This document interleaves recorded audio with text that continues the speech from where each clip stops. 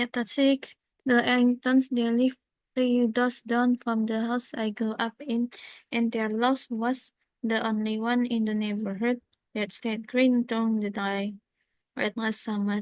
Mrs. Arrington knocked on our door exactly 22 hours after Cecilia had left me. My father was still snoring on the sofa where he had slept each night for the past year.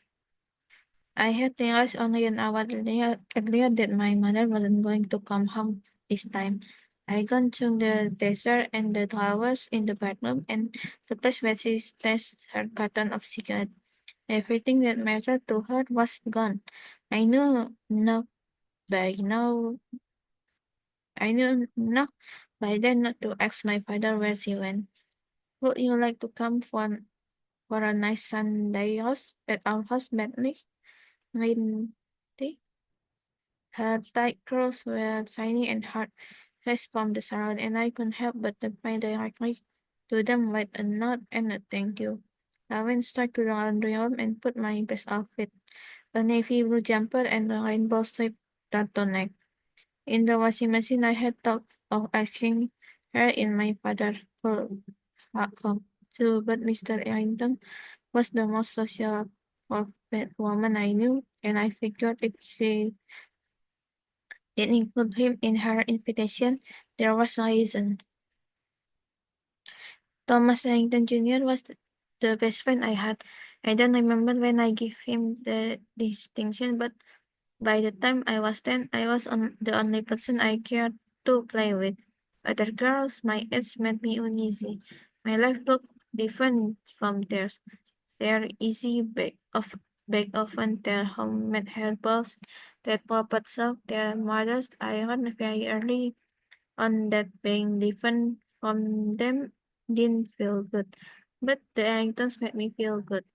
The things about Mrs. Arrington's invitation was that she was somehow known my mother had left, because my mother no longer allowed me to attend dinner at the Arringtons. At some point, she had decided I need to be home by 5:15 every night. After there was nothing to come home to. The oven was always cold and the fridge was always empty. By then, most evening, my father and I ate instant oatmeal. He'd bring home small packets of brown sugar for the top. Once he stuffed in his pocket from the cafeteria at the hospital, where he managed the cleaning stuff. He made decent enough money by local standard at least. He just didn't have to live that way.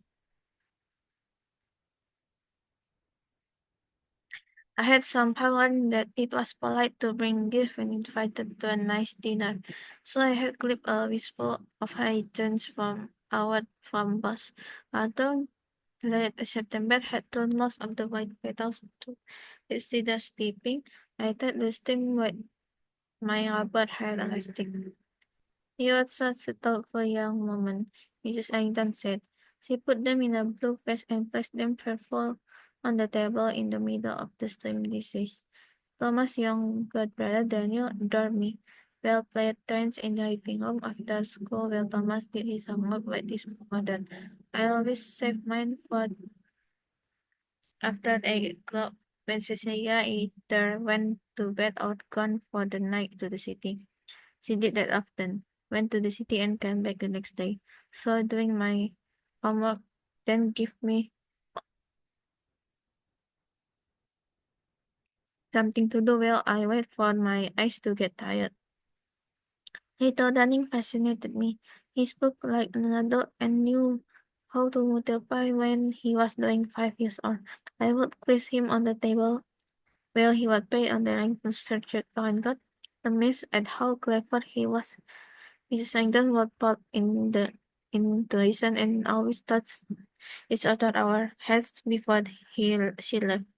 Good job, you two. Thomas was smart too, but in different ways.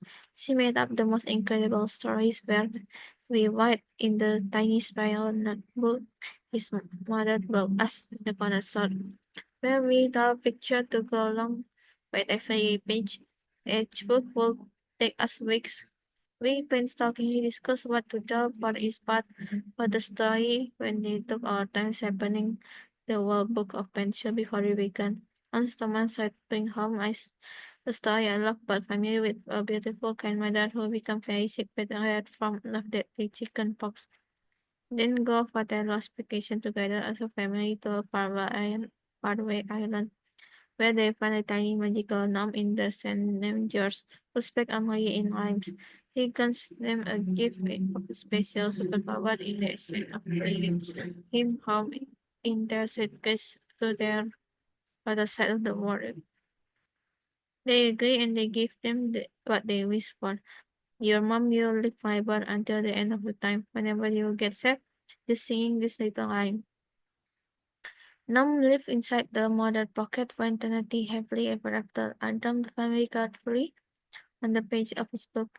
They looked like the Anglicans, but the third child, who didn't look anything like them, a daughter with Kaya with skin like mine.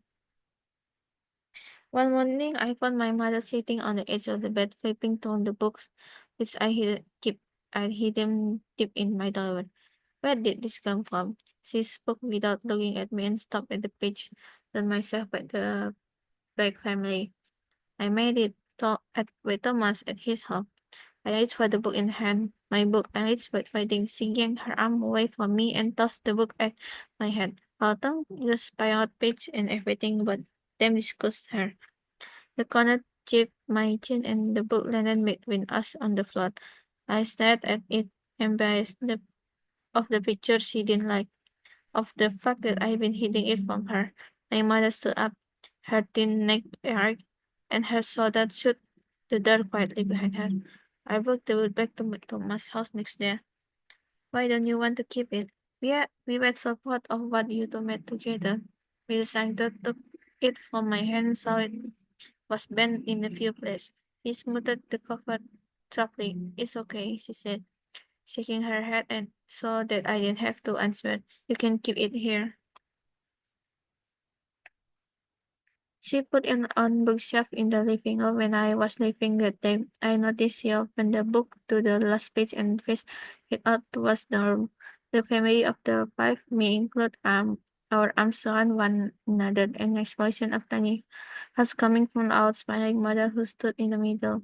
At the Sunday dinner, on the night my mother left, I offered to clean the kitchen with Mrs. Langton. She clicked on the cassette tape and sang just a little as she cleared the table and wiped the counters.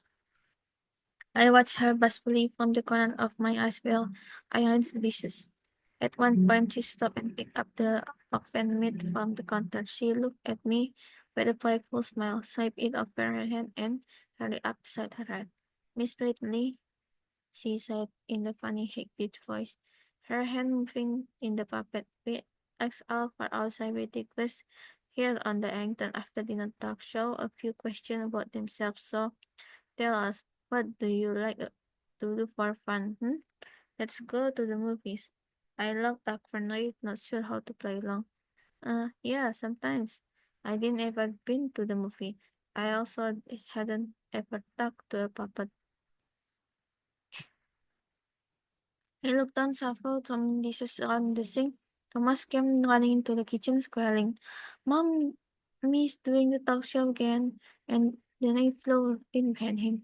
Ask me something. Ask me. Ask- Mrs. Sankton stood with one hand and on her hip and one hand chatting away, her voice squeaking from the corner of her mouth. Mrs. Sankton he popped his head in to watch. Now, Daniel, what is your favorite thing to eat? And you can say ice cream, said the puppet. She jumped up and down while he thought of his answer, and Thomas shouted option. Pie, I know it's pie. Mrs. Hayden often meet gaps. Pie, not with pap. Don't like. Yet give me the truth. And the boys scream over each other in the laughter. I listen to them carry on. I never feel anything like this before. The spontaneity, the serious, the comfort. Mrs. Langdon saw me watching from the sink and carried me forward with his finger. She put the oven mitt on my hand and said, A ghost, a guest, a guest host tonight. What a treat. And then she whispered to me, "Go ahead, ask the boy what they rather do, eat worms or someone else boogers." I snickered. She rolled her eye and smiled as if to say, "Trust me, they'll love it, those silly boys." She walked me home that night, which she had never done before. All the lights in my house were off. She watched as I unlocked the door to make sure my dad's shoes were in the hallway. And then from her pocket, she pulled the book from Magical Gnome and gave it to me. "Don't you didn't want this back now?" I did. I flipped the page with my thumb and talked for the first time that night about my mother. I thanked her again for dinner. She turned around at the end of my driveway and called, "Next time, same time next week. If I don't see you before then." I suspect she knew she would.